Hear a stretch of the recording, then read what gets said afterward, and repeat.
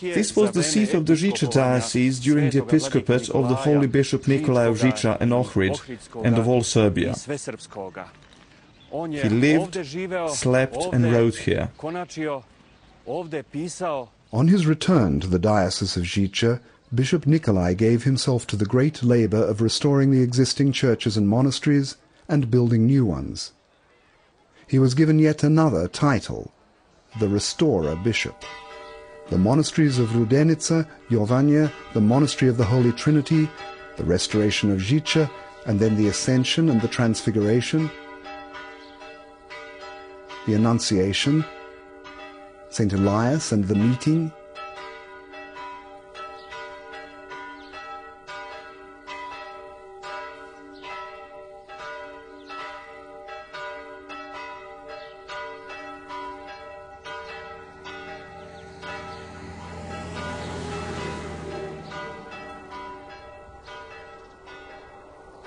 the monasteries of the Ovča Kabla began to look like a Serbian holy mountain, being so named by the local people.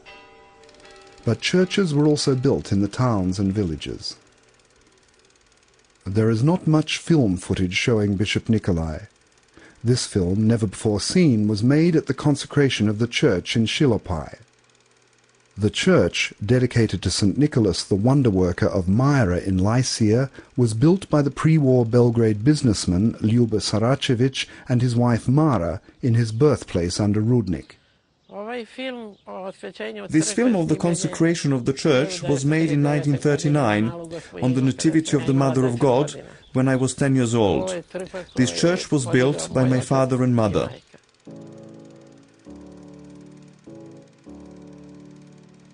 The founders. The welcome at the Kriva Reka railway station. The procession to the church. The welcome in front of the church.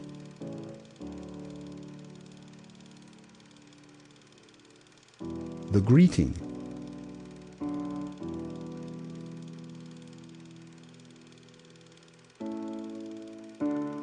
The consecration.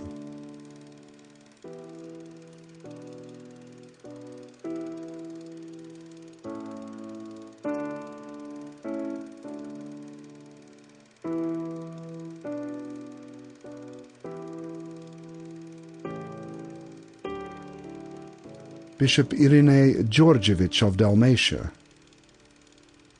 Bishop Veniamin of Braničevo,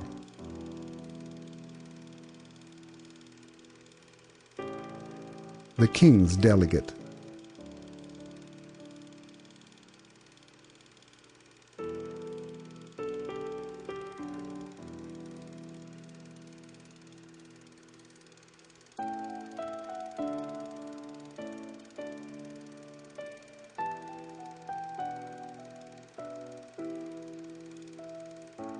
the sermons,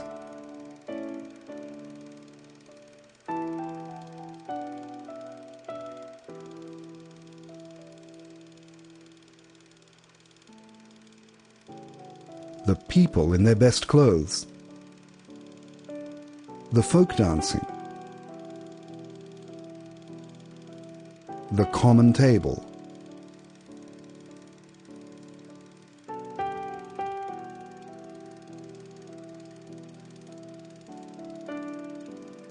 the delegates, the Minister for Justice, Vladica Markovic,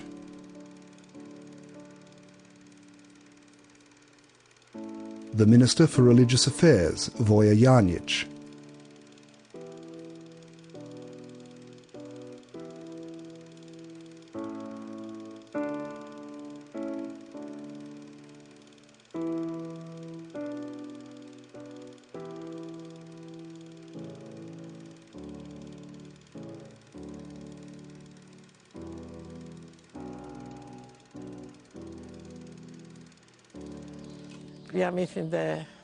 I think it is said that there were about 50,000 people there, people who had come from the surrounding areas, not only guests from Belgrade.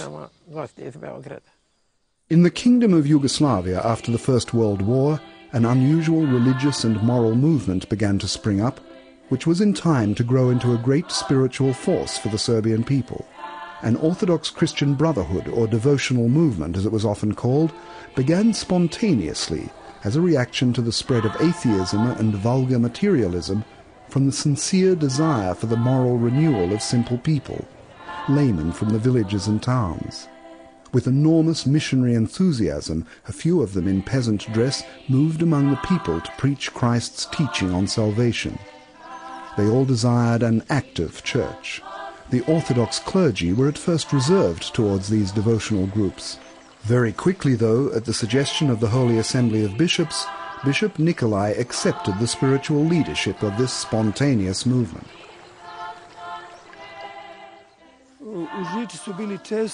Gatherings of the faithful and meetings of the devout were very, very frequent at Žiča.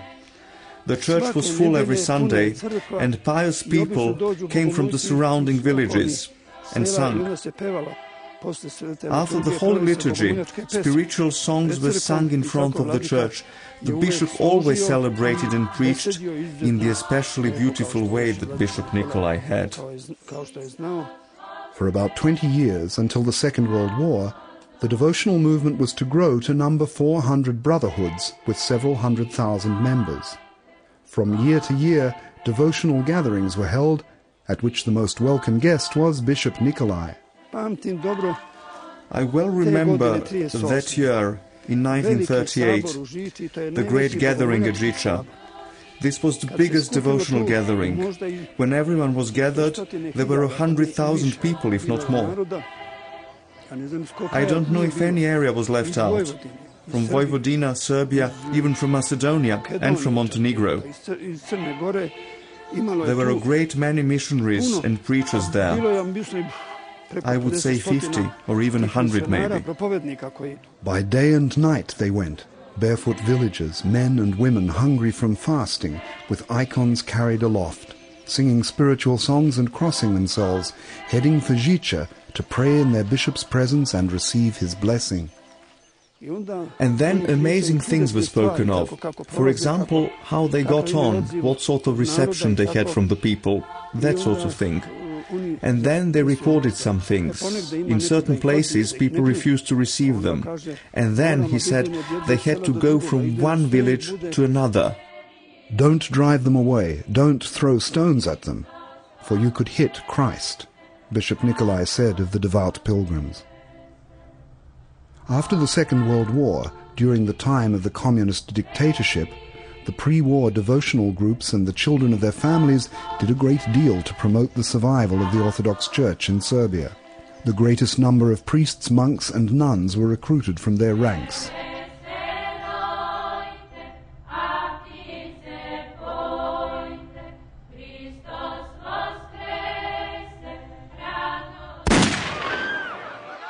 In 1934, King Alexander was killed in a coup in Marseille.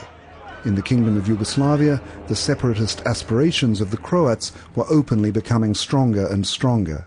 In 1937, the government of Milan Stojadinović planned to conclude an agreement with the Roman Catholic Church.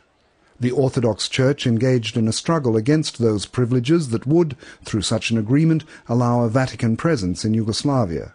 Patriarch Varnava and Bishop Nikolai were the most active in the conflict and were in regular contact with ministers and envoys and the whole Orthodox Church. It was in 1938 that Grandpa, Bishop Nikolai, gave a talk against the Concordat. Grandpa stood among our villagers and talked with them. I was somewhere there as a child, in a corner. In Belgrade, the police attacked a procession with clubs. Among those injured was Bishop Simeon of Šabac. And then the police surrounded everyone like this, and as soon as they said the wagons moving, they began to fire their guns. We all lay down on the wagons. This was a real fight what I experienced. I know that they fired on the procession. In the hubbub of the conflict over the Concordat, in the never-ending explanation of the circumstances, Patriarch Varnava died.